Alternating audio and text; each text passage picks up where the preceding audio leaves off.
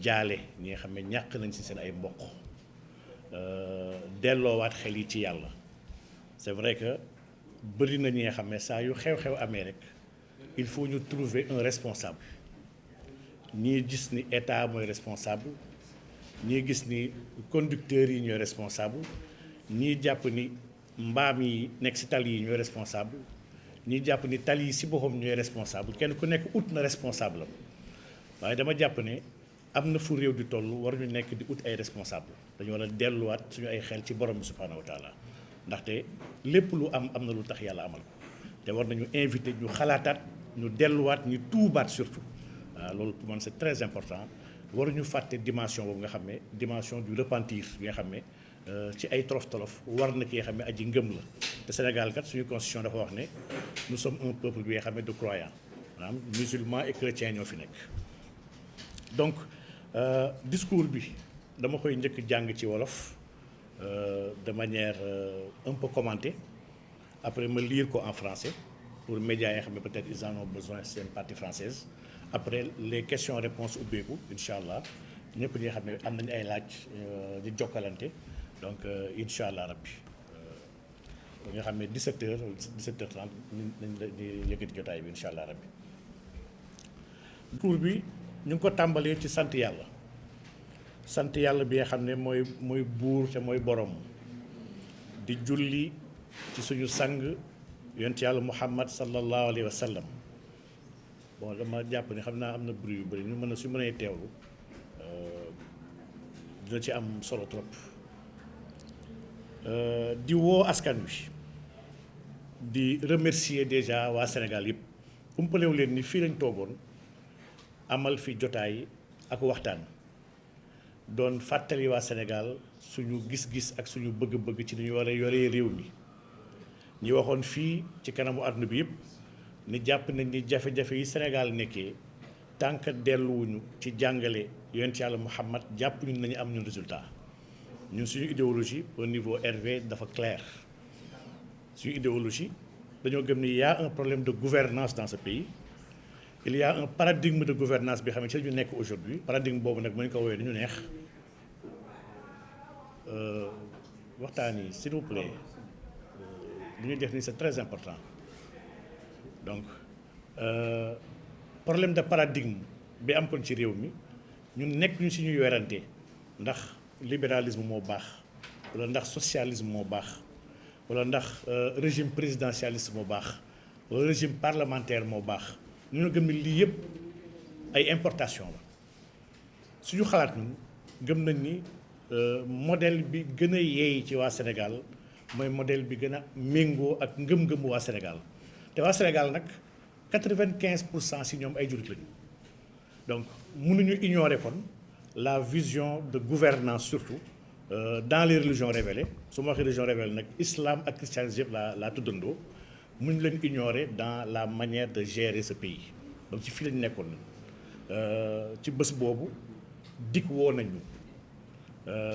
dégluñu tuumaal ñu tëj ñu. boobu ak léegi def na ñeenti weer ñu ngi ci biir kaso bi ba ñëwee digit li ñu fa laaj wax dëgg yàlla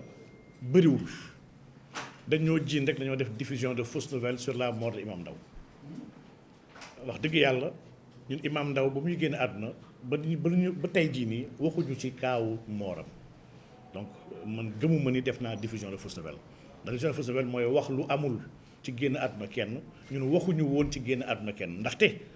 bañ demee ba police ci tegal ñu ñoom seen clé pour wax ñu lan moo tax ñu topp ñu débat boobu live la bi nga xam ne 2 jours avant mort Imam Ndao ñu ko defoon donc kon ñun li ñu toppee jàpp ñu ne dafa tegu ci yoon waaye dañoo nekk ci dëkk bi nga xam ne le régime a peur régime nag bu tiitee dina fexe xool nu mu fàggaagalee ak nu mu jàppee ñëpp ñi nga xam ne ñu koy déranger mooy misaal may wax toujours rek gars yi di wax naan bul wax ak moytu leen tudd président ak bu leen waxal ci dëkk bi ndax dañ leen di jàpp man leen misaalu président bi bëgg jàpp ñëpp ñi nga xam ne jàpp nañ ñu koy déranger mooy misaalu policier bu taxaw ci kaw tali bi borom oto di dawal mu arrêté ko laaj ko permis waa ji génne ko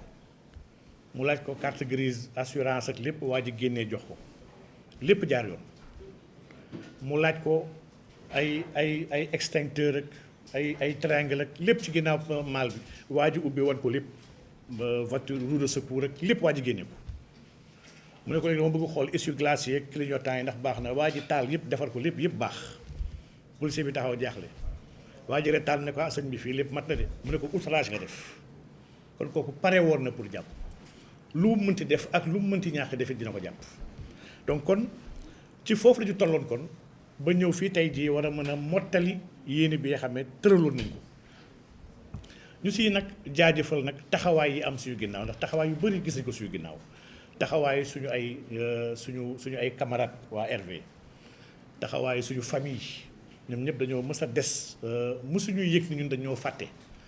taxawaayu société civile bi spécialement waa COLIDEP muy collectif pour la libération des détenus politiques taxawaayu même une frange de la classe politique ndax wax dëgg yàlla am na ñeen ñi nga xam ne seen ay discours daan nañu yëg ni peut-être fàttewu ni ñee ñu ngi si biir kaso yi te loolu am na si ñu bëri ñi nga xam ne peut-être yeewi askan la ñu gën a féetewoo donc ñii ñëpp ñu ngi leen di jaajëfal di leen delloo njukkal leen wax na leen kat combat bi ñu nekkoon du combat wu personne suñu jëmm yi taxul woon ñu jël position mais combat la pour la démocratie pour l'état de droit pour les libertés individuelles et collectives yi nga xam ne dañ ko consacrer suñu biir charte fondamentale muy suñu constitution donc ñooñu ñëpp ñu ngi leen di remercier di leen jaajëfal waaye nag mënuñoo ñàkk tàmbali discours bi sans tudd ñee ñàkk seen bakkan ci yoon wee ci wetu Sikilu ci yoonu Dakar Tamba bi ñeent fukki bakkan jàpp nañ ni mësta am accident en tout cas ci kaw suuf fii ci Sénégal bu am lim bu toll nii lim bu takkoo nii ñu ngi siy jaalewaale tamit seen ay mbokk di bàyyiwaale xel tamit accident yeneen yu am ci bés yooyu waaye peut-être nit yi dañ ko talul woon muy accident yi am Podor yi am Thiès yi xam ne yi ay ñaari bakkan ay benn bakkan bu mënti doon for na benn ak ñeent fukk moo ci yem lépp lu ñu ñàkk yaakaar lu ñu ñàkk ci réew mi ak doomu réew mi nga xam ne waroon na amal njëriñ réew mi kooku lañ ñàkk donc ñu ngi koy mettitlu ñu ngi ciy woo nguur ñu ngi ciy woo population yi dafa am benn xissa bu benn kilifa gu mag doon nettali mu wax ne mu ne réew buñ ko doxalee ci ragal yàlla ak ci topp yàlla ak ci maandu maanaam ñi jiite réew mi ànd ak maandu ragal yàlla ni ñu jiite topp leen ci maandu ak ragal yàlla mooy loolu su amee ci réew rek mu ne réew moomu xéewal yeeg teraanga yi dinañu saawaan di baawaan ba ñëpp jommi dund gi dina gën a yokk dina gën a gudd njaboot dina gën a bëri suuf dina gën a joxe ay meññentam asamaan dina gën a joxe ay xéwalam maanaam caabi teraanga ak bànneex ci kaw suuf mooy ñu ànd ragal yàlla te dafa mel ni lii mooy le fondement wala boog la matrice des problèmes suñu àdduna bu ñu nekk tey maanaam 21e siècle 21e siècle bi crise bu fi gën a am solo crise spirituelle la maanaam crise yu yàlla la gars yi ñoo ñàkk yàlla moo tax nit yi stressé moo tax nit yi angoissé moo tax nit yi jaaxle moo tax coono gi bëri fitna gi bëri ŋàññante gi bëri lii yëpp ñàkk dellu ci yàlla ak ñàkk tënku ci lu ñu yàlla talaaseloon kese bu ñu ko yóbbee donc ñu ngi leen di jaale ñoom ñëpp di am xalaat nag ci suñu yenn mbokk yi nga xam ne ñu ngi leen jàpp te ñu nekk ci kaso yi ba tey caabi fit leen ginnaaw te ñoom kat sàccuñu rey ñu nit violé wuñu agressé wuñu luubaluñu alalu askan wi lañ leen toppee ànduñoo ak président ànduñoo ak nu président yore réew mi ànduñoo ak ñi nga xam ne ñoo àndandoog président di tooñ askan wi te ñu ngi taxaw temm di ko wax ñii liñ leen jàppee liñ leen merewee ñoom Papito Karaak ñëpp sànq léegi la ñuy yëg ni mujjee leen bàyyi ñu bëree ngi sant yàlla di kontaan ci bàyyi bi waaye daf ñu war a merloo ndax ku ñu jàpp ci ay reetaan lu ab ay weer tere ko mu nekk ak njabootam tere ko mu dem ci ay liggéeyam tere ko mu dox ay soxlaam nga jékki-jékki ci benn fan ni rek nga ne bàyyi naal demal ñibbi sa kër tappale weesuwul yi maanaam réew mi ci ay tappale képp la ñu nekk jamono juñ toll maanaam reetaan warul tax nga dugg kaso 6 mois taxaw wax ne ndax reyuñu sama frère warul tax di tëj nit ki kaso je parle de Fadilou Keita ak ñeneen ku dul moom lii yëpp du ay raisons yu suffisantes du ay cause yu sérieuse yoo la tax ñu xañ liberté ndax la liberté doomu aadama mais dafa yéeme maanaam lii c'est un principe c'est fondamental lii war ñu ko foowee soo gisee tey nag Sénégal ñiy foowee liberté doomu aadama yi lu ñor ak lu ñorul ñu jàpp dugal kaso lu baax ak lu bon lu weex ak lu ñuul c'est parce que ñi jiite Sénégal xamuñu kaso ku mel ni Macky Sall ak ay nitam yëpp musuñu dugg kaso moo tax dañoo ragal kaso ñoom toog nañu jooy ne dee moo leen gënal dugg kaso li may wax nii bëri na ay séries yoo xam ne fekkee nañ Macky Sall muy wax loolu toog jooy ba bën ay bëtam ne man dee sax mu gënal dugg kaso yàlla mu dugg kaso di ñaan intervention pour ñu bañ ko yóbbu kaso kooku moo jàpp tey ay nit si lu ñor ak lu ñorul di dugalaate ay kaso donc dafa sérieux wul donc man mettitlu naa ko man rafetluwuma liberté conditionnelle ak contrôle judiciaire rek temps moom la ñu xewal ndax dégg naa Ousmane Dieng ak Papito Kara sax contrôle judiciaire leen defal man mii contrôle judiciaire yi ma defal Abdou Karim Gueye contrôle judiciaire Pape Alé Niang contrôle judiciaire maanaam jamono bii léegi pouvoir dafa am benn trouvaille bu bees maanaam mbiri tappaleeg lu ñàkk solo dafa siy jàpp yóbbu la mandat dépôt bu la fa jàppee téye la fa diir ñeme ñu laa yóbbu procès ñu may liberté provisoire après def la contrôle judiciaire pour tënk la lii dañ ko war a ñaawlu lii c'est un recul lii dafay déshonorer tout le Sénégal et su Macky Sall créé parti tuddee ko Alliance pour la République Macky wor na la République ndax République warul fonctionner nii warul fonctionner ci désir ak volonté wu benn doomu aadama bu toog di def lu ko neex di buum ak di bummi di toroxalaate di tëjaate mel ni kuy fo maanaam jumtukaay yu ñu teg ci loxoom dafa rëy lool pour ñu koy fooyee warul nekk fookaay dañ ko jox ay jumtukaay jox ko ay institution jox ko ay force de sécurité jox ko budget jox ko lépp li nga xam ne daf ko soxla pour liggéeyal ñu pour gën ñu génnee situation bu ñu nekkee pas pour di ñu ko sonalee pas pour di ko toroxalee askan wi maanaam mag ñi ñoon wax naan baadoola kenn waru koo jox li war a defar gor gi ndax saa yu baadoola yoree ay gànnaay rek gor yëpp dañuy am ay jafe-jafe donc Sénégal foofu la toll tey yi te lii wax dëgg yàlla dañ ko war a ñaawlu lu ñuy ñaawlu la wax ci justice bi nga xam ne aujourd'hui justice ci lu ñuy wax état de droit justice mooy base bi justice su libre ba pare diggu doomu dafay may kaaraange ak dal ci biir réew waaye tey jii Sénégal fi mu toll ñëpp maas nañ nangu ni suñu justice tëddeewul njaaxanaay ndax condamnation bu tey bi rek bu Ousmane Sarr ak ñoom Bayna Gueye ak Amadou Saran ñii dañoo taxaw yuuxu libéré Pape Alé Niang teg si Macky Sall dictateur ci peggu tali bi taxawuñu ci diggu tali bi taaluñu pëna yoruñu xeer saagawuñu liñ taxaw wax ci kanamu kër premier ministre ñu jàpp leen tëj leen 2 mois ferme dama ne est-ce que ñun ñu ngi xalaat bu baax a baax lan mooy prison ak prison lan lay jariñ condamnation bi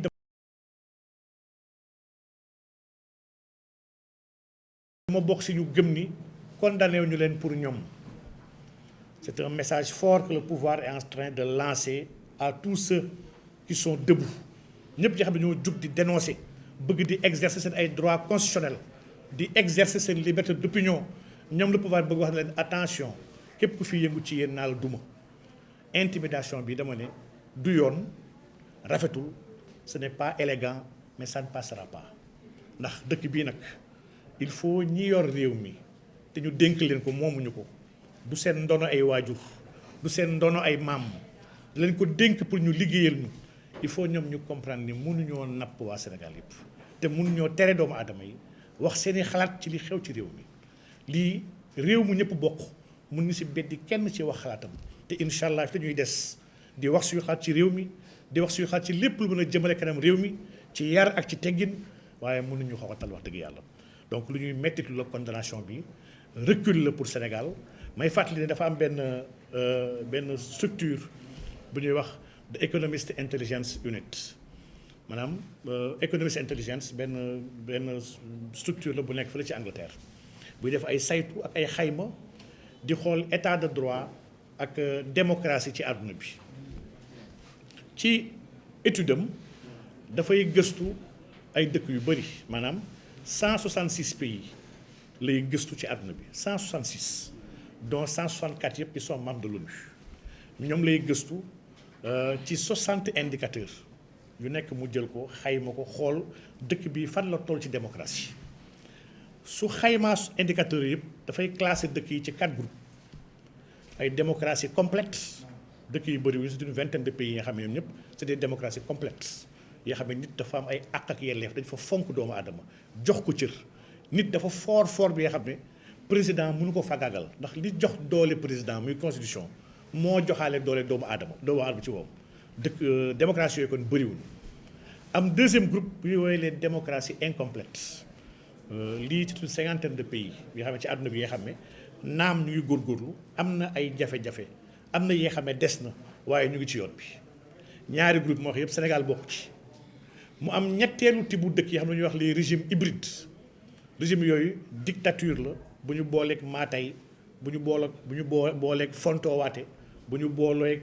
tuuti démocratie boole kook monarchie maanaam dafa mel ni ay buur la ñu amaale ay artifice de la démocratie Sénégal ci groupe bi lañ ko dugal sur les régimes hybrides mu am dernier régime nag bi xam ne ñuy wax les régimes autocratiques mooy yi nga xam ne ñoom ay militaires fa nekk di dumawaate di toroxalaate ak di sonlaate mooy ñoom Birma nekk yooyu te man gëm naa ne Sénégal tey fi mu toll sorantewul dëkk yooyu te li may wax ni peut-être naa si gën a ñëw pour yaatal gën a wane lu tax ma gëm ni Sénégal waxuma sax reculer le Sénégal dépassé na le Rubicon on a ñun toj nañ mur di dem Sénégal fi mu toll aujourd'hui danger la sama jàpp nag jàpp gi ñu ma jàpp mun naa ne dafa am benn contexte bi ma jàppee c'est vrai que tey ñu bëree ma doon ñaan ne ma noo bu dugg si dossier bu ci wax ndax leen may presque jàppaat la man leen état bi nguur bi ñu am fi mu bëgg jàpp na la jàpp amul lii ak laa ñun amuñu sax dossier dañoo amul dossier waaye même bu dee waxuma si dossier bi dafa am contexte bi nga xam ne sañ ma jàppee contexte boobu bokkul si dossier bi parce que boobu njort naa ne ñeme naa cee wax bañ may jàpp en septembre dafa am 3 événements yi xam ne dama ko diiroon te loolu état Sénégal xamoon nañu bi si njëkk mooy parti bi Rassemblement pour la vérité ànd si dëgg parti bi tey mën nañu wax ni Sénégal am na lu ëpp 300 partis wala boog Sénégal jege na 400 partis parti yëpp mën naa leen boole ci 2 groupes wala 3 groupes daf si am ay partis yoo xam ne parti ay tappalekat lañu yu jàpp ni réew mi lu ñu war a pàccoo la ak di ko noosee ñu créé parti pour mën a bokk ci pàccoo gi di taxaw di rang élection bu ñëw ñu xool ku war a mën a gañe ñi ànd ak yow ñii ëpp na lu ëpp 150 partis ñii taxuñu maa woowee man parti am ñaareelu kuréel bi nga xam ne ay nit la yoo xam ne ñoo nekkoon ci biir nguur gi ñam nguur bi neex ñu toog ci bool bi di lekk ci teraanga yu nguur jékki-jékki borom kër gi téye seen loxo xëcc wi cax sànni ñu siisu jug ngemb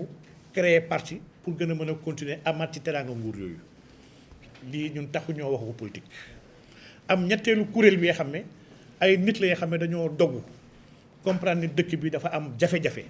dafa am problème ñu war a jug sonn ci seen xam-xam seen i xalaat ak seen ay alal jéem a xool nu ñu régler problème mu dëkk bi. groupe bi parti yu ci am néew na trop du ma ne mat nañu fukk ci biir réew mi donc ñett ñi ñoo fi ne ñun suñu parti nag mun naa ne sori na ñaar yu njëkk ya jege na benn bi nga xam ne mooy ndaw ak ay nit yi nga xam ne dañoo jug xam ni mënuñoo laaj dara seen réew waaye dañoo amel lépp seen réew xam ni war nañu andi seen contribution ci réew mi lu tax ñi def ko parti nag du yokk nombre parti Sénégal moo si tax a jug loolu taxuñoo jug bu doon loolu kese la am na fi parti yoo xam ne ci wàllu idéologie jege nañu trop mën leen dugg ci parti yooyu gën leen a renforcer gën leen a dooleel pour mën a jëmale kanam réew mi waaye dafa fekk ni ñun suñu idéologie dafa singulière ci biir Sénégal maanaam ñun ñooy seul parti bi nga xam ne ñemeen taxaw wax ne suñu parti idéologie bi elle est unique dans ce pays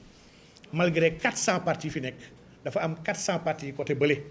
ak benn parti bu tudd RV ci benn côté bi ndax ñun nanguwuñu jëlee xam-xam ci ay nit yi nga xam ne ñooñu fi jiitu su ma waxee jëlee xam-xam mooy idéologie importée yi nga xam ne moom la parti yëpp di réclamer ñëpp ñu ngi dans les régimes socialistes ñii ils sont libéraux ñii ils sont progressistes ñii ils sont centristes li yëpp c'est des idéologies yoo xam ne occidentaux idéologie yi tubaab bii ñoo ko créé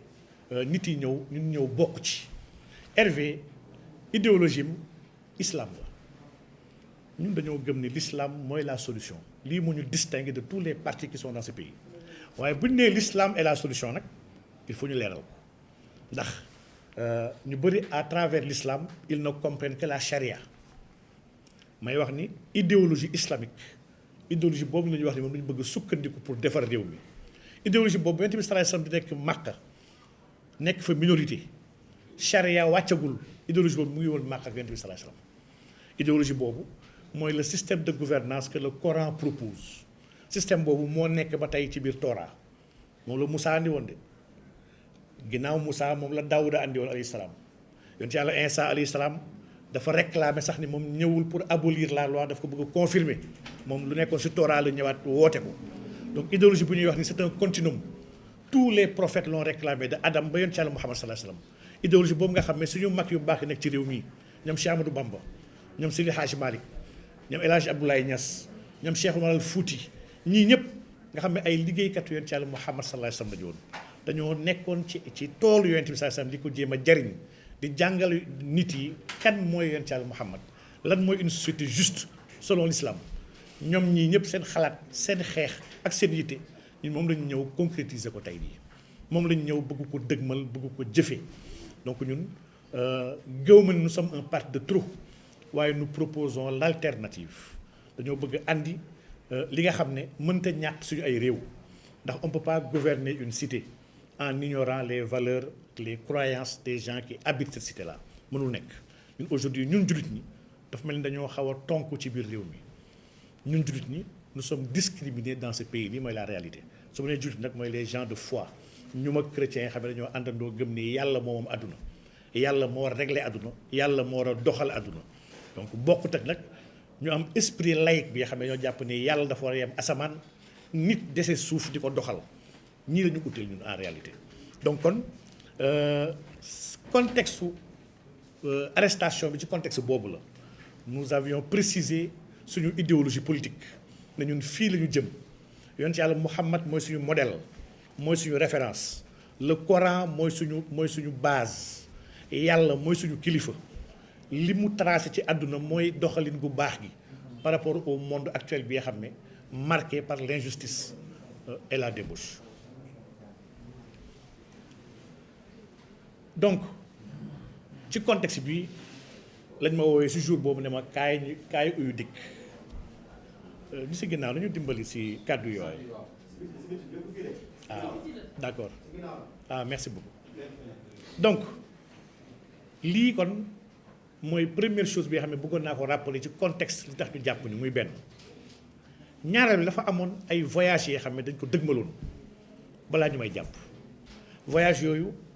les services de renseignement du Sénégal dañ ko xamoon xam fi ma bëgg dem xam lan laa bëgg defi ji voyage yooyu j'en ai parlé sax publiquement parce que c'était connu des services secrets mënu ma ko nëbb premier voyage c'était vers le Mali je devais aller rencontrer le président Assimi Goïta ci benn circonstance bi nga xam ne peut-être jarul yaatal waaye état bi xamoon na dama naroon dem et c'était dans un contexte bi nga xam ne moom il était en minorité dans l'espace UEMOA lu ñu fàtte ni la France ngemb na Sénégal ak Côte d'Ivoire pour ñu toroxalal ko Mali pour ñu sonal waa Mali donc le Mali a été identifié comme un mauvais élève bi nga xam ne yeneen dëkk yi waruñu koo roy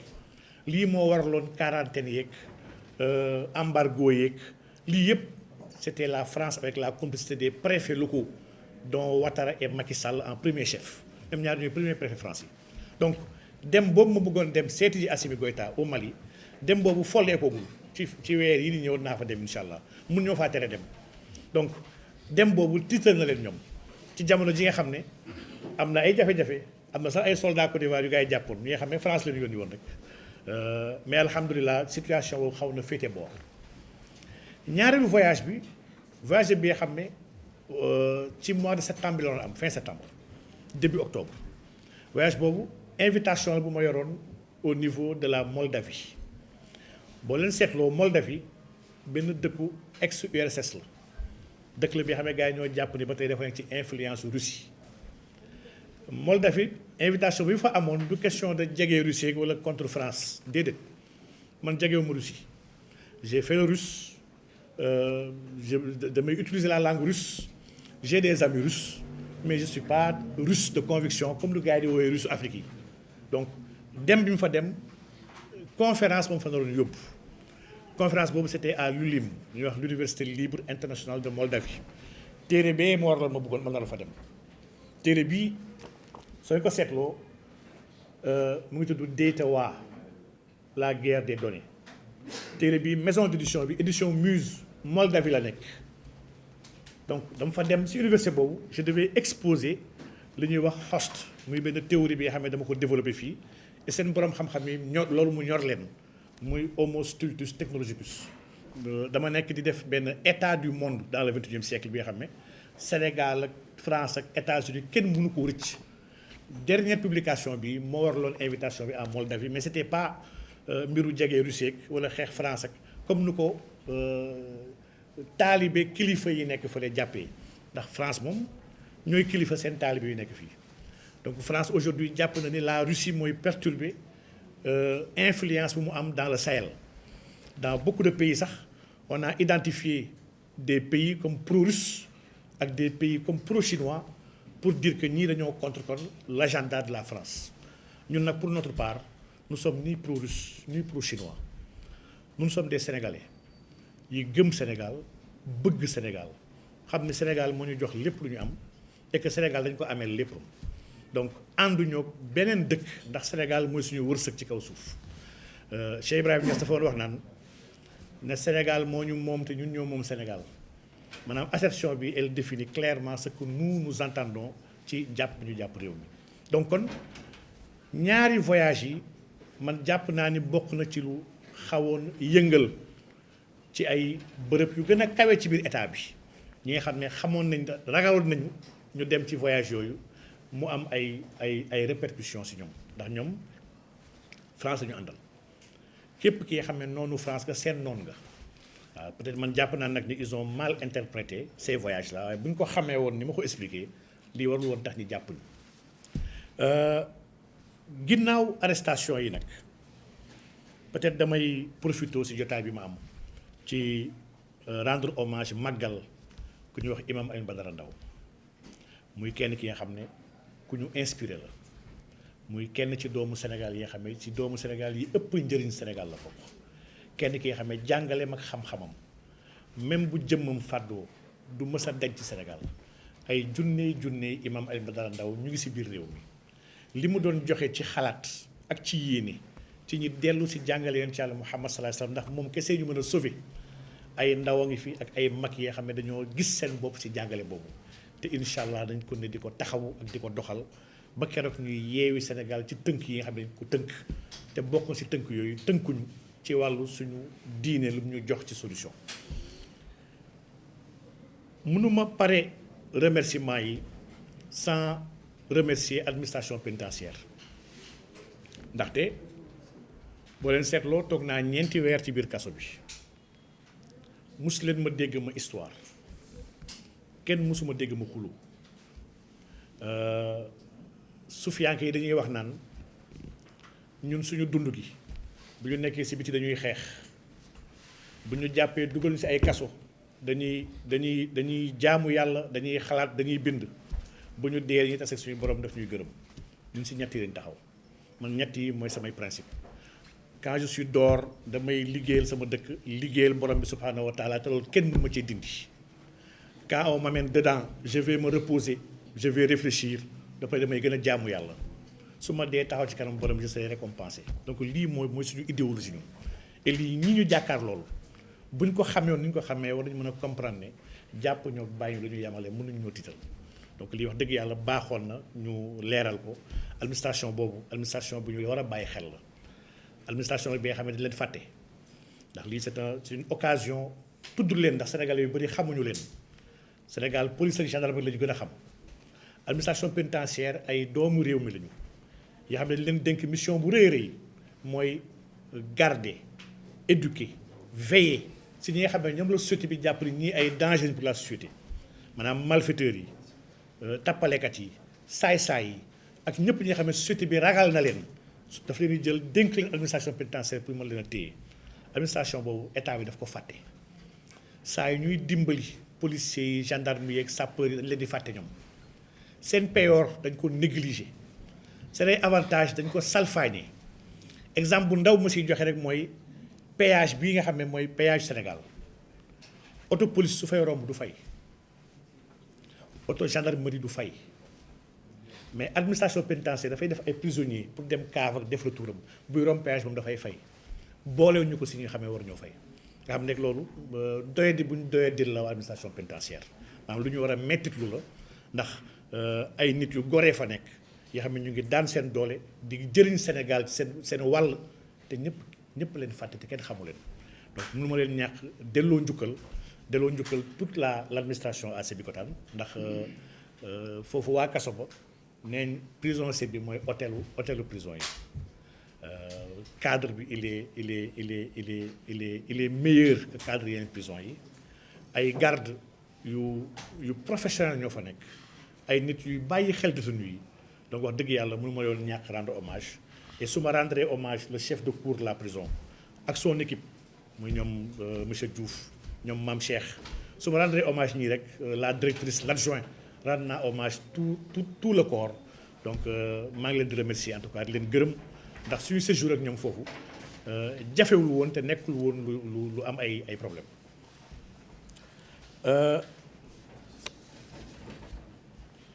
comme ni ngeen ko xamee Sénégal tey jii mu ngi romb ay jamono yoo xam ne jamono yu metti la ndax suñu dëkk am na ay jafe-jafe li moom ñëpp maas nañu nangu ne am nañu ay jafe-jafe ci wàllu koom-koom ci wàllu politique ci wàllu justice ci wàllu bien-être ci wàllu stabilité ci wàllu sécurité ci wàllu yëpp wax dëgg yàlla ñëpp nangu ne ñoo am ay jafe-jafe ma jàpp nag di réew bu màgg bu am ay xalaatkat am ay jàmbaar am yaqin ni am na ay jafe-jafe warul nekk suñu taxawaay ñun suñu taxawaay mooy xool jafe-jafe yooyu nan lañu ko war a mën a surmonter ba mën a andi ay solutions yoo xam ne dañu dindi si jafe-jafe yooyu man jàpp naa ne lii c'est très important te war nañoo yegg ci niveau boobu. am na benn rapport bi nga xam ne génn na fi mu ngi ma fekk biir kasu muy rapport Cour des comptes gis naa ni ko sénégalais yi waxtaanee musuñu ko waxtaanee rapport bu génn fii Sénégal may fàttali wax dëgg yàlla parce que man rapport bi yéemu ma lu tax ma ne yéemu ma sàcc alalu askan wi fii si dëkk bii daa mujj nekk léegi tradition ci biir réew mi tradition la fi may fàttali bu OFNAC rapport mu defoon 2016 moom waxoon na ni la corruption et le détournement de deniers publics sont des pratiques très répandues dans l'administration sénégalaise, notamment dans le ministère de la Santé, dans le ministère de la Justice et dans les ministères en charge des forces de défense et de sécurité. mu ne fii guerre bi corruption bi dafa bëri trop ci police ci gendarmerie ci mboolee mi yenn ak ci justice bi ci biir juge ci magistrat yi donc lii OFNAC moo ko wax 2016 rapport bi il est public donc bu OFNAC waxee loolu ñu xam ne am na ay dizaines de rapports yii ay rapport secret la yii rapport IGE la yoo xam ne benn sénégalais liiru ko kenn gisu ko dañ ko jël liggéey ko jébbal ko président yii ay rapport IGF la inspection générale des finances ñii ay rapport OFNAC la yii ay rapport CENTIF la rapport yi yëpp yi si gën a bëri si ñoom jàpp nañu ay nit yoo xam ne dañoo jege président wala ñu jàpp ay mbokk président wala ñu jàpp ay taalibe président rapport yi yëpp président nee na teg na si concam am yenn yoo xam ne def na ko si tiroiram benn sénégalais gisu ma ne kon rapport Cour des comptes bi nga xam ne il s'agit de 1000 milliards en substance moins que ça sax 1000 milliards en tout cas mooy rapport Covid bi rapport yii ma tudd man muy IGF muy IGE muy OFNAC muy CENTIF muy et cetera muy ARMP rapport yi ëpp na 50 000 milliards te ba tey kenn waxtaane ko may fàttali ni dëkk bi dafa mel ni sàcc terewuñu ko fi ndax nit day sàcc àllu réew mi ba pare wëlbatiku ñëwaat di dagaan baatu askan bi ni jox ko dafa mel ni mag moomu ne woon Sénégal bañ ñu kuy sàcc waaye kuy sàcc te may leen ci li mu sàcc la gaa yi bañ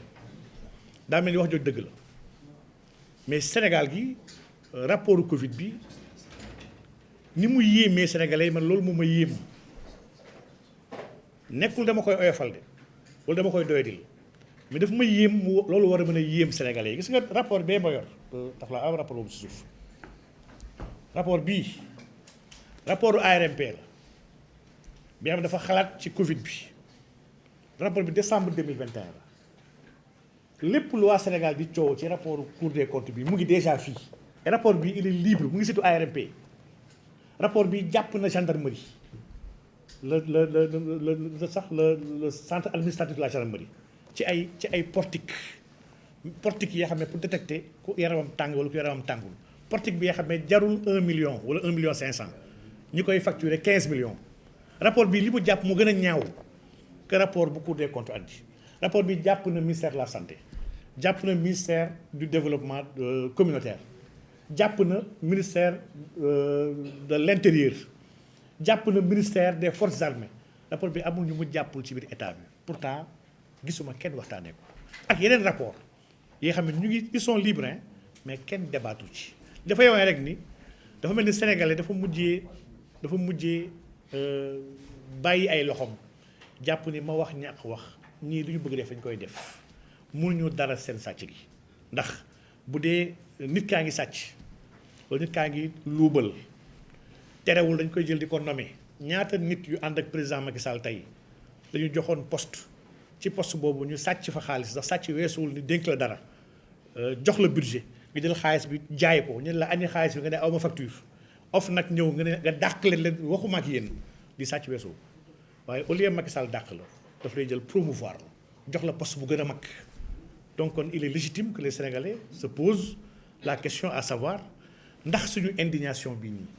ndax suñu métit bii dañu koy fajal may farli man question wu Covid ba tax mooy Sénégal dañuy gaaw a fàtte mun naa wax ni Sénégal fii bokk naa suñu njëkk wala bokk maa njëkk toog di waxtaanee Covid fii Sénégal boobu Covid egseegul Sénégal Covid mars 2020 la soog a dugg Sénégal man quand je faisais des lives di alerter sur la Covid c'était avant mars 2020 man déjà décembre laa commencé wax ci fin décembre parce que man damay suivre géopolitique internationale janvier ma def live ci wax ci Covid donc Covid bi jàngal moo man lu bees bokk naa ci Sénégalais yu njëkk toog kaas ba bind boobu sax am na ay dëkk yu ko génnee foog naa génnoon en Côte d'Ivoire wala yeneen dëkk yi nga xam ne ma mettit lu woon lu tax dëkk yi di def course pour dem jëli seen ay ressortissants en Chine en 2020 kenn ku ne di jaay tappale di jaay patriote nan nañ jël avion nangam nañ dem jëli suñu ay ndaw ak nangam jamono boobu laa bindoon te am na ay médias de la sous-région moo xam Côte d'Ivoire la ak ay yeneen médias même au Maroc qui avait repris mon article pour dire que Yonent bi sallallahu alayhi wasallam réglé na question bi il y a 1400 ans dëkk bu am épidémie bu fa kenn dem bu fa kenn dugg lii ba ma koy wax épidémie Covid ñëwagul Sénégal ba épidémie Covid duggee Sénégal mars 2020 mun naa ne maa njëkk taxaw fii si kanamu télé ak ci place publique yëpp wax ne man d'accord ma ci chiffre ñuy joxe ne mon nombre de décès yi gëwuma ko te ñàkk gëm gi ma ko ñàkkoon gëm du question de waxantu de dama xam kese ni en matière de science et c'est là le problème parce que durant la Covid il y avait une crise de la science dans ce pays les gens étaient très réfractaires même à la critique les gens ne voulaient pas de débat dama waxoon ne dafay yomb nga xëy matin jël sa benn feuille taxaw jàkkaarloog askan bi de 15 morts 20 morts ma andi woon ñaari hypothèse jamono boobu wéetoon naa si trop ma leen primo service yu nekk fii suñu hôpitaux yi ay nit ñu ngi gën a dee ñu ngi dee ci lu ëpp ay 2-3 personnes par jour ba ngeen bëgg xuxal muy benn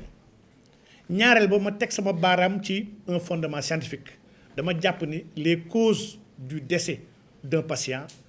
médecin légiste moo ko war a joxe ba dañoo def autopsie pour wax ni diw nangam moo ko rey je trouvais anormal et très simpliste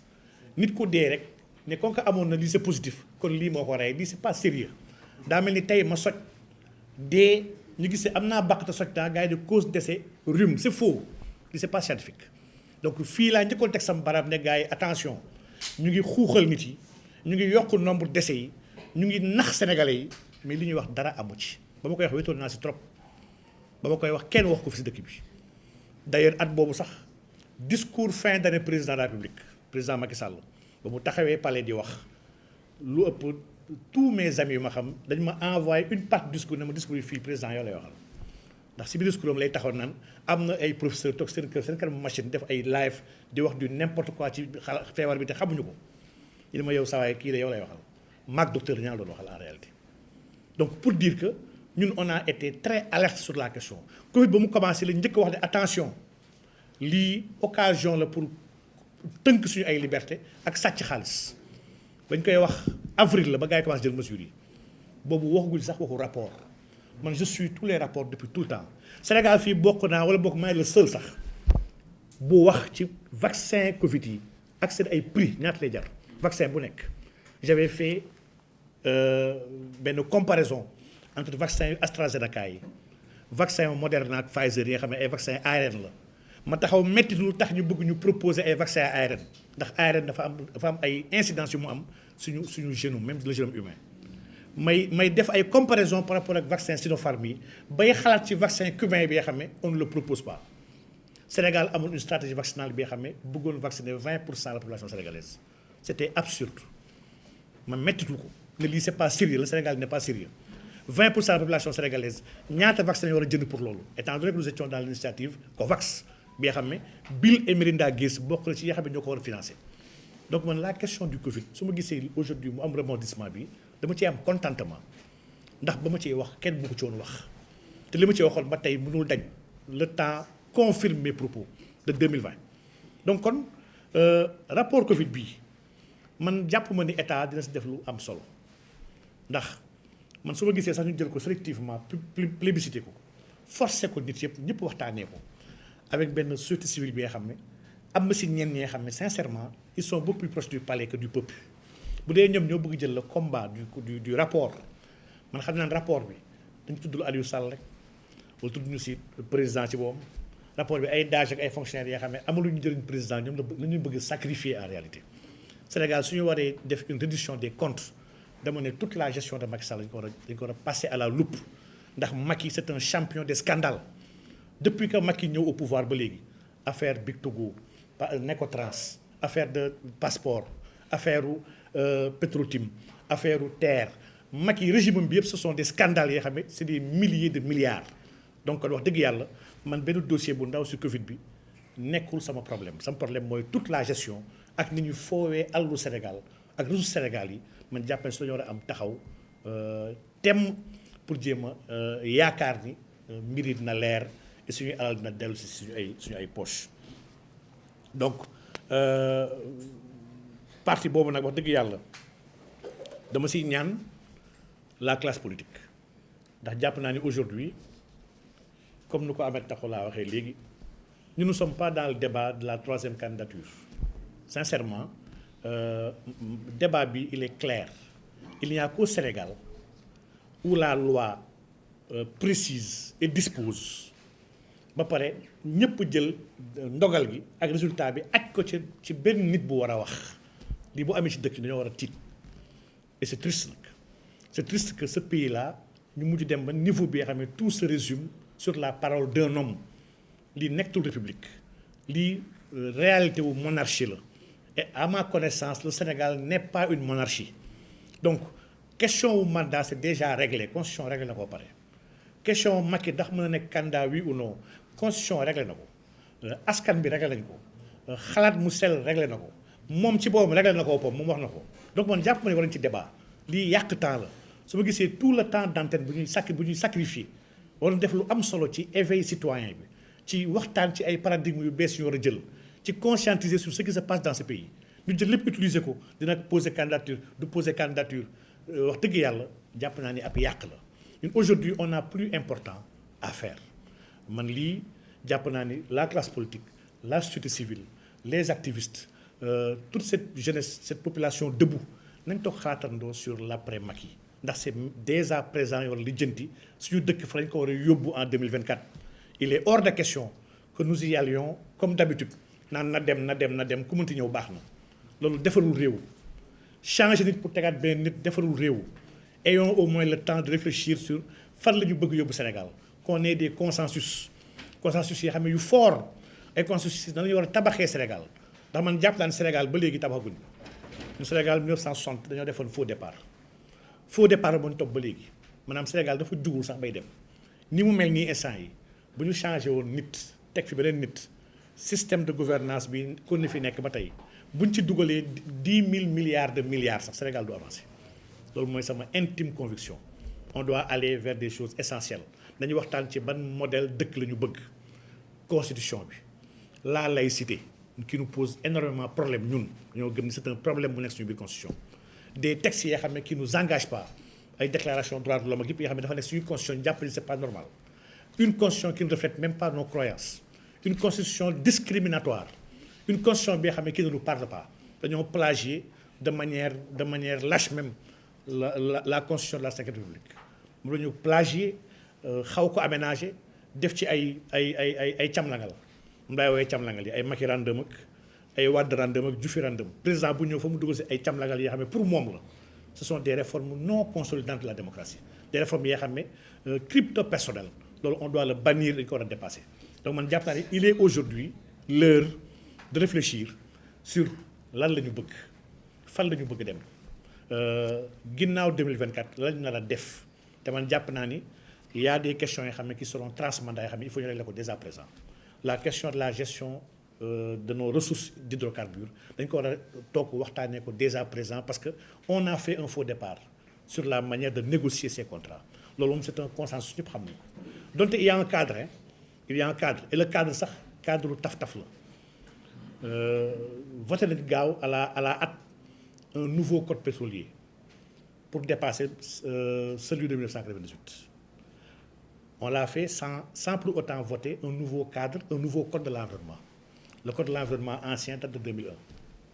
Umpalewu leen ni sur la production attendue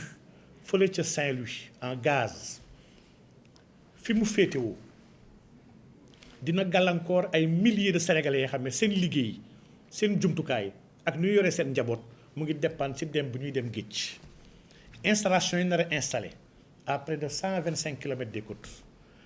war a dem ci suuf a suuf à 2700 mètres loolu dina am ay incidences ak ay impacts yoo xam ne par rapport ak ressources yu fa nekk maanaam ressources halieutiques yi ñooñu kenn xalaatu leen on n'a pas pensé aux impacts même par rapport à l'environnement yoo xam ne exploitation mën na ko am fii Sénégal ndax bu leen fàttaliku le cas du Mexique avec BP est très récent Deepwater Horizon avec États-Unis c'est très récent ak li mu def dans la baie du Cochon nga xam ne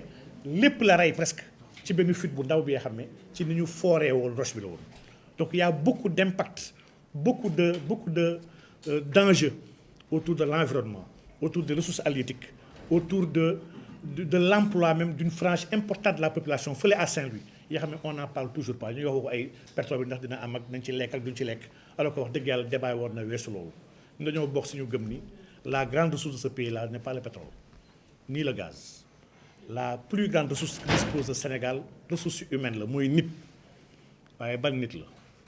la bu ñu waajal nit la bu ñu defar nit la bu ñu tàggat nit la bu ñu yar nit la bi xam ne ko jox xam-xam ndax boroom xam-xam mën na soulever ay montagnes dama koy waxtaan ak ñoom taxulaa temps yële en réunion mën leen dafa am wax bi nga xam ne Napoléon daf ko waxoon et wax boobu Napoléon daf ko tibb ci jàngale alxuraan yéen wax boobu dañ ko jël approprié wu ko moom la ñu gëm Napoléon dafa dem war a song la Prusse ba mu demee war ko song mu dajale ay soldats am il était en infériorité numérique waaye il était très sûr de lui il était empereur mu dajale soldats yi ne leen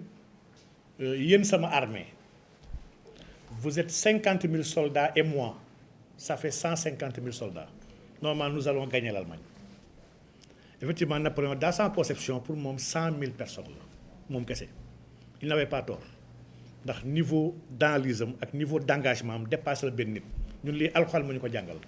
ndax yàlla dafa wax ne yonent Yàlla Ibrahima alayhi salaam ne ko yow kese umma nga yonent Yàlla Muhammad yàlla jàngal ko ci alxuraan ci xeetam ne ko soo waree jóg di xeex ak yéeféer yi bu amee ci yéen fukk rek dañ duma téeméer yéeféer ñun dans toutes les grandes batailles de l'islam les musulmans étaient presque en minorité numérique et moo joxe bataille victoire yu gën a ngand ci l'islam au contraire dans les batailles où nous étions majoritaires on a perdu donc ñun islam miin nañu minorité waaye pas n'importe quelle minorité may wax gars yi ne leen man j'ai besoin de millions de personnes ñu soxla ñun au niveau de RV ñun ñëpp kenn ku ci nekk 1 million de personnes lañu. Et avec ces gens-là on va faire bouger les lignes on va changer trajectoire bu dëkk bi jël te trajectoire bi baaxul pour Sénégal donc pour dire que rek am na yéene bi nga xam ne yéene bu màgg la ci naka la ñu war a doxee naka la ñu war a doxalee réew mi téere boobu wax dëgg yàlla ñun fàttewuñu ko ñàkkuñu ko bàyyi xel. donc consensus transmandat yi il faut ñu waxtaan ci il faut ñu waxtaan sur le statut maanaam Sénégal ci boobu nu ñu ko tëggee république bii ñuy wax république du Sénégal il faut ñu waxtaan ci ndax république bi dañu koo jox dañu koo donn ci France. La république sénégalaise a été créée il n'y a pas longtemps elle a été créée en 1958 yoo wax république du Sénégal 1958 ñu ko créé république du Sénégal mouvement yi fii sax mouvement ba ci mouvement religieux nekk fi Sénégal ñoo ko mag ñoo ko fi jiitu l'islam moom n'en parlons pas l'islam est au Sénégal depuis le 9e siècle avec son organisation son mode de gouvernance et l'islam contrairement à ce que les gens disent dugg fi par la force l'islam dugg fi par le glaive dugg fi par la contrainte l'islam daf fi dugg par la diplomatie et surtout par les relations commerciales yu amoon avec le monde arabe l'islam sénégalais yi ñoo ko taamul seen bopp jël ko seen bopp donc ñun nous sommes pas dans la contrainte nous sommes pas dans le terrorisme il nous faut ñu leeral bu baax a baax li ñuy wax ñun ak li ñu bëgg a wax loo du benn islam bi ñuy wax mooy islam bi nga xam ne dafa ñëw andi solution pour adduna bi yëpp mooy islam bi nga xam ne nuyoom sax asalaamualeykum la maanaam jàmm la yéen ñëpp islam bi nga xam ne dafa jàpp ne waruñu xoxotal doomu aadama même l'animiste bi nga xam ne dafa gëm ne yàlla amul dafa am droit de vivre décemment et respectueusement dans la cité ndax dañoo bokk réew mi te bokk réew mi taxul ñu bokk lépp islam dafa yàgg xajoo ak ñëpp ñi nga xam ne bu ute ak ñoom pas-pas à Médine Yonent bi sallallahu alayhi wasallam dund nag les juifs dund nag des chrétiens yi nga xam ne on vivait en d'excellents termes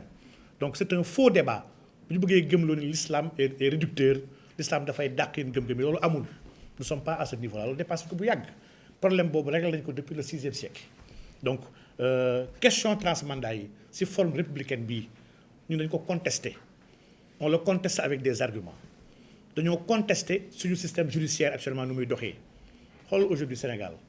ñaata nit ñoom mën a tuddal ñaara la ñetti juges yoo xam ne ñëpp a àndandoon dafa maandu ñaata nit su laa doon léegi ban juge ngeen xam juge bu maandu amaana mun naan salle bi ñëppay noppi kenn mu wax benn tur su ma newoon yan juge ngeen xam ne ay malfaiteurs lañu ñoom ñooy malfaiteurs yu mag yi mun naa fi jéggi 10 wala 20 tours dans un système juridique bi nga xam ne inspiré de l'enseignement prophétique loolu mënul nekk juge mënul am yenn super prérogative yi ci kaw doomu aadama c'est pas possible procureur du mën a am yenn super prérogative yi bay def lu ko neex te dara du ci fekk aujourd'hui au Sénégal nous sommes devant une irresponsabilité de tous les magistrats su ma wax irresponsabilité au sens pénal même lay wax c'est-à-dire que tey magistrat mën na taxaw jël sa PV ñu bindal la sawaay dañ ko jàpp ak 3 kilos yamba mu jël la sur cette base là mu àtte la mandat dépôt la ñu yóbbu la rëbb sànni la foofu ñu bàyyi la fa 4 ans après ñu woo la nga am audience ñu xool gis ni kii yorul woon yamba ñu bàyyi la demal ñibbi instant yi relax nañ la sans pour autant mu am ay représailles ndax bu dee dañoo toog 4 ans après gis ni kii yorul woon yamba wala ki tàppe woon ne kii jàpp nañ ko 3 kilos yamba kooku moom la mooy responsabilité kii il a fait du faux dañ ko war a topp aujourd'hui police ak gendarmerie ñu ngi dugal ay nit yu bëree bëri yi nga xam ne ci ay sos ak tappale lu leen neex nit dafay xam sax léegi quelqu'un bi nga xam ne am tënnu la ne ko chargé ma diw mu chargé ko ñu jàpp la et dans le cas de yenn infraction yi le mandat de dépôt est systématique kenn du xool sax ndax tu as raison ou tu as tort dañ lay ubbi directement mandat de dépôt yóbbu la rëbës fàtte la fa boo amuli mboq amoo alal amoo tur ñu fàtte la fa abadan des fois sax man je me reproche cela des fois damay dugg kaso peut-être ñun am nañu ay àndandoo am ay mbokk yoo xam ne dañoo am présence ci médias yi di wax moo tax fàttewuñu mais il y a des milliers de gens qui sont là-bas mais on les a oubliés te ils n'ont rien fait ay erreurs yi nga xam ne waruñu woon sax ñëw ci biir kaso bi des fois gis ay affaires yoo xam ne day passé à jour audience ñoom Ousmane Sarr da ngay fekkee ay audience yoo xam ne ay nit yu jàpp ay broutes yi nga xam ne chef de quartier mën na ko régler waruñu woon sax dem police ba ex-tribunal donc aujourd'hui c'est un système entier que nous devons revoir diagnostiquer amender réformer refonder ndax système bi jubul maanduwul te lewul yenn bi saa sax dafa waxoon ne attekat yi ñett lañ ñaar ñëpp safar lañ jëm kenn ki muy dem àjjana nga ne ko yaa Rasulullah ñan ak ñan ñoo dem àjjana ñan ñoo dem safara mu ne attekat bi xam dëgg atte dëgg te yàlla tax àjjana la jëm attekat bi xam ne xam na dëgg waaye attewul dëgg safar la jëm attekat bi xam ne xamul dëgg ba pare attewul dëgg safar la jëm lii moo fi ëpp Sénégal te lii il faut que ça cesse donc kon consensus yooyu il nous faut ñu revoir le système judiciaire le système de l'administration pénitentiaire man yàlla dafa ma dimbali sama séjour bi mujj j'ai beaucoup réfléchi et travaillé sur la réforme de l'administration pénitentiaire j'ai beaucoup réfléchi ndax ni ñuy tëjee gars yi yomb na trop te amul njëriñ xale yu bëri ñu leen tëj ci kaso bi grâce bàyyi leen ñu dem ñibbi avant 1 mois 2 mois ils reviennent en prison day gis ay xale yoo xam ne dem ba taxaw ne la dañuy duggaat kaso sax ne si biti neexul maanaam fii moo dàq lii c'est grave lii c'est un échec bi nga xam ne de nous tous du administration que mais ñun ñëpp échec la ay xale yoo xam ne leen tëj kaso 5 ans jàngal ñu la métier waajaluñu la pour sa réinsertion nga génn ak 0 franc y a eu des cas yoo xam ne ay xale yoo xam ne leen tëj ay 2 ans kaso ñu génn buntu kaso bi parce que sooy génn matin bi ngay génn 6 heures du matin ñu génn ak seen sac avec 0 franc si biir di génn si tali bi xool ku ñu agressé pour am xaalis bu ñu mën a ñibbee est-ce que yaa ngi ne xalaat un peu fi gars yi toll ay xale yoo xam ne jàppale leen tëj leen 2 ans pour avoir volé 7 briques tribunal Pikine képp ku ñu jàpp moo xam xuloo la ak xeex 2 ans parce que on se dit que Pikine fii ay bandits fi nekk les mêmes peines fait à Pikine wala fait à Dakar da ngay am 2 peines yu ute bu dee Dakar le 3 mois 6 mois ngay waaye bu dee Pikine le 2 ans ngay am lii c'est pas sérieux dans un pays du yoon il nous faut réfléchir sérieusement ci xale yi xam ne ñu ngi leen di tëj leen génnee te dërëm leen topp naka la ñu war a mën a soppee ba ñu war a mën a dellu ci kaso bi may fàttali ne ñun dans le système judiciaire et carcéral bi nga xam moom la ñu gëm ñun jàngee ko si yonent Yàlla Muhammad sallallahu alayhi wa sallam kaso exception lay nekk yonent Yàlla Muhammad ba mu nekkee Médine tabaxul kaso les musulmans n'avaient pas de prison pourtant on est arrivé avec l'âge d'or de l'islam à construire une société juste équitable et épanouie où il y avait la prospérité donc attention ci kaso ñu nekkee di ëppal ci kaso te aujourd'hui le régime en place mu ngi foowee lu dangereux dama gis xale yu bëri léegi yoo xam ne ragaltuñu kaso ndax dañ ko ragaloon balaa ñu faa dugg bañ fa dugg lañ ko ñeme kaso bi nekk léegi benn moment bi nga xam ne benn endroit bi nga xam ne il y a des transferts même de compétences avec de grands bandits xale nga gis bu ndaw bu doon consommer yamba ñu jàpp ko ak benn ficelle yamba ñu àtte ko tëj ko 3 mois wala 1 mois bu dem dugg kaso tase ak un grand trafiquant ñu bokk ak moom bokk ak kooku chambre kooku di ko expliquer ne ko yow waroo yow tux yamba bi sax soo bëggee mën naa dugg réseau bi dama lay jox câble léegi wala lay jox nangam ak nangam xale boobu génn avec des compétences yu bees ak ay contacts yu bees génn commencé dugg ci benn grand banditisme donc il nous faut faire attention ci boole ay xale yoo xam ne innocent lañu avec de grands bandits de grands chemins yoo xam ne ñuy influencer après xale yooyu ñun nous proposons te loolu xam naa ni ko def ñun bind on va le publier incha allah modèle yi nga xam ne ñu ñuy jàpp kaso na leen mën a liggéeyloo leen mën a jéem a yar bu suñuy génn cette détention dañu génn ak ay millions yoo xam ne ñoom ñoo ko moom et millions yooyu na leen jox départ bi nga xam ne ils vont pouvoir faire wala décider quelque chose de nouveau dans leur vie damay wax ni état Sénégal pourtant am na ay jumtukaay DER mu ngi fi nañ day financer day entreprenariat rapide DER boobu lii c'est une invite à eux nañ dem seeti ñu nekk ci kaso yi ndax ci waa Sénégal lañu bokk am ci ñoom ñi nga xamante ne def nañ lu bon naam waaye bonuñu bu leen tàllee loxo mën nañ ñëwaat il nous faut ñu jéem a xëccaat récupérer ces jeunes là ndax doomi réew mi lañ te réew mi daf leen soxla donc kon il y a beaucoup de choses yoo xam ne sur l'administration incha allah on va le partager dans les jours qui viennent par rapport à des réflexions yoo xam ne de réforme aussi bien des conditions carcérales pour les détenus que même de l'administration en tant que telle nu muy fonctionner l'administration est restée archaïque ay texam dafa yàgg ni muy fonctionner am na si lu bëri li nga xam ne wax dëgg yàlla méngootul ak jamono war na ko weesu donc c'est ay pratiques donc voilà entre autres li nga xam ne waroon nañ ko bayaan ci wolof mun naa lire léegi déclaration bi en français après ñu def question réponse wala ma reporter la lecture en français ba après su ñu def ça dépend ci louange à Allah maître des mondes que la paix et le salut éternel soient sur le sceau le prophète des élus Seydina Muhammad sallallahu alayhi wa sallam Chers compatriotes, je remercie tous les membres de ma famille et du Rassemblement pour la vérité Anne Sideg, car ils ont été omniprésents tout le long de ma détention. J'adresse mes salutations les plus déférentes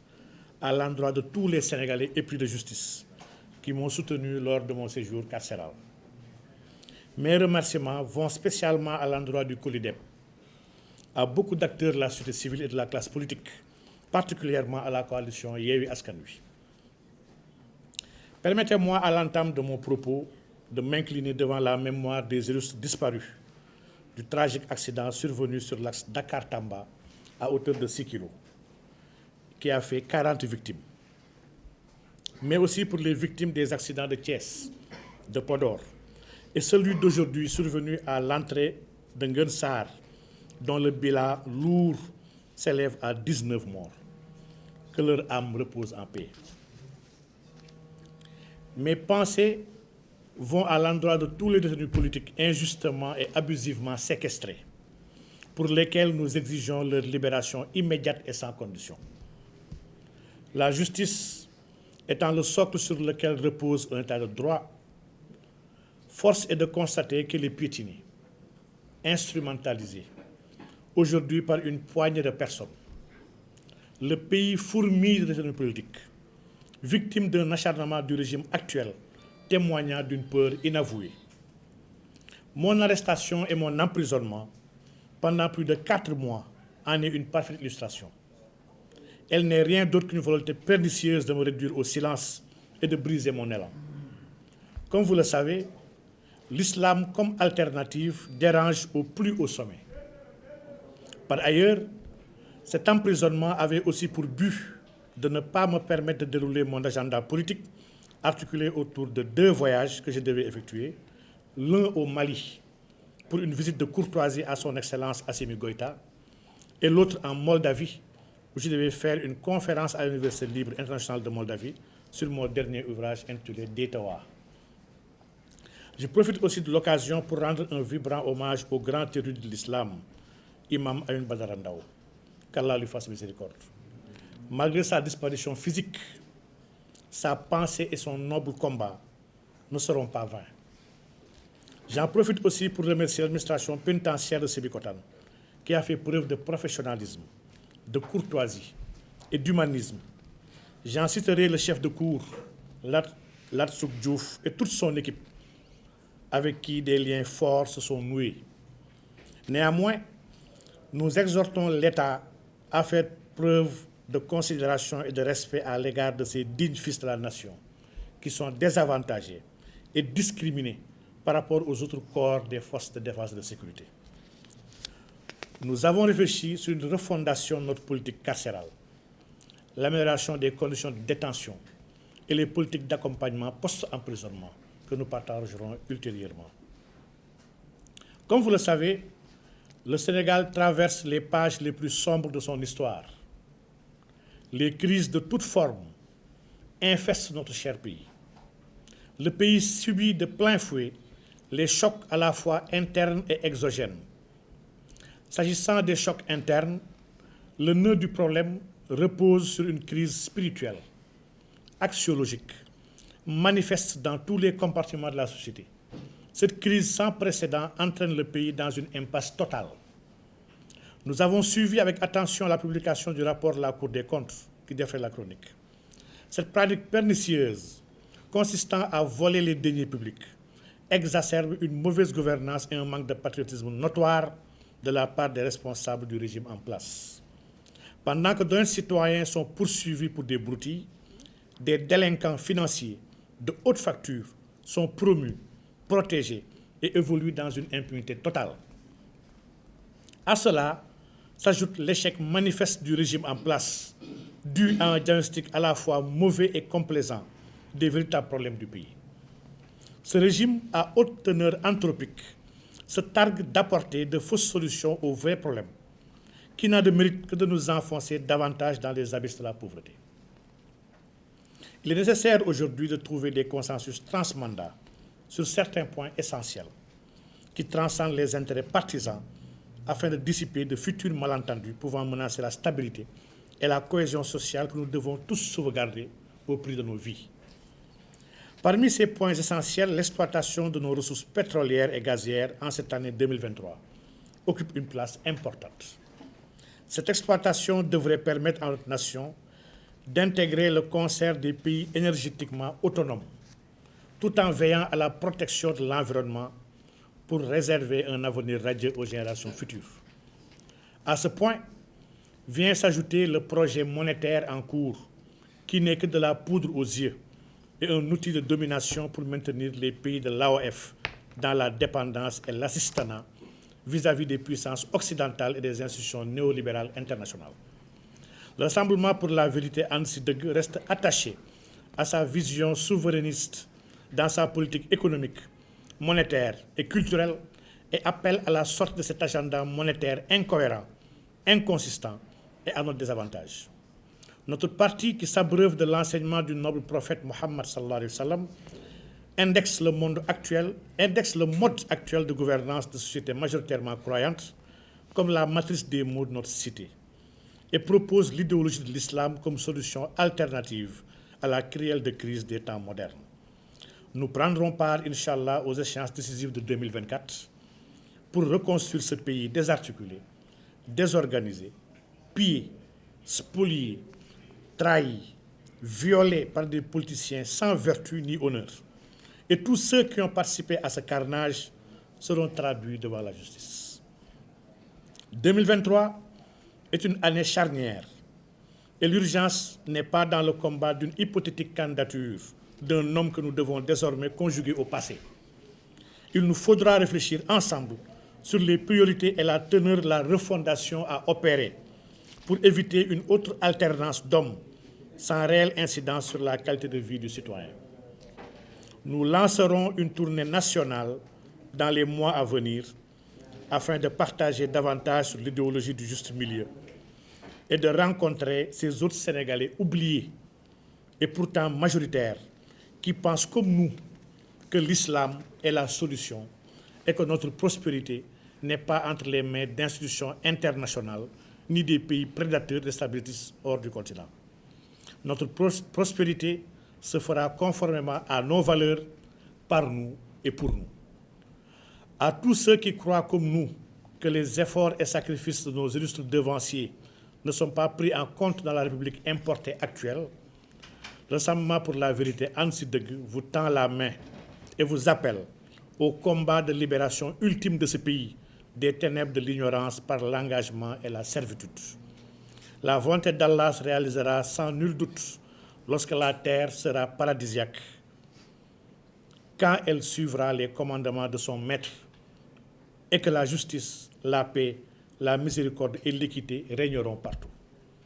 Qu'Allah protège ce pays des puissances occultes et de leurs supports locaux, qu'il veille sur ses fils et filles où qu'ils soient et qu'il agrée nos actions par sa miséricorde infinie. Louange à Allah, maître des mondes et des hommes dans l'apparent et le cachet. Fait à Dakar le 16 janvier 2023. Donc voilà.